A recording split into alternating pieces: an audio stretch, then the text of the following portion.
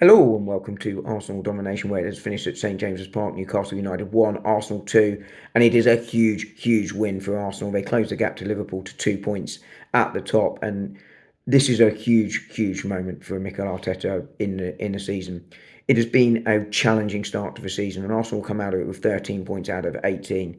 They'd have hoped for more, of course, but we've been to Old Trafford, we've been to St James's Park, we've been to Anfield, and we played City. That's not an easy start at all. And he has 13 points. And crucially, with Liverpool dropping points yesterday, Arsenal closed the gap, as I say. But also the pressure was on around the narrative. Some of the narratives I discussed before about Arsenal being too defensive justified. Some I felt over the top. But today, Arsenal went attacking. I think last weekend's at half-time, those substitutions was kind of a watershed for Mikel Arteta. And he didn't have the get-out-of-jail-free card that I discussed in the week about Martin Odegaard being fit to start in the 8.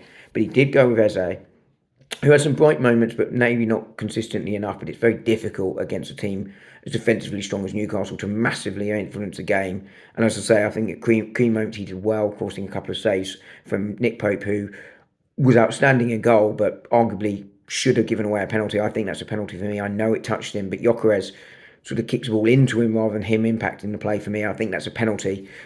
If it's against you, you're probably screaming he's won the ball. So you can kind of see it sort of from both ways. But Arsenal, as I say, I think for me, dominant in the first half, showed some attacking intent. And as I say, the lineup showed some attacking intent as well. But they were behind at the break.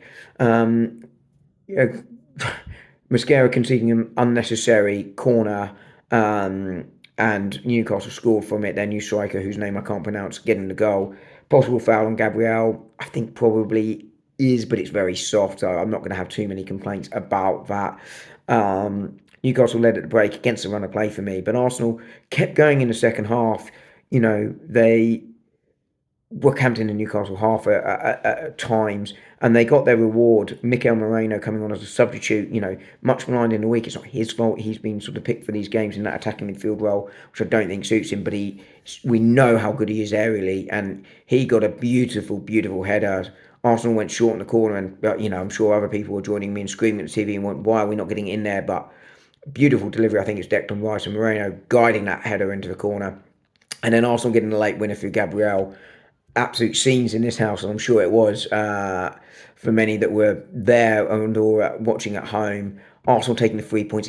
It's a huge statement this early in the season. Arsenal pegging Liverpool back, as I say, to 2 points, getting an away win at Newcastle, and I think this is going to be an interesting title race. I said Arsenal needed 13 points from the first 6 games to make it a title race. They got them, and I think it's going to be Arsenal v Liverpool throughout the season.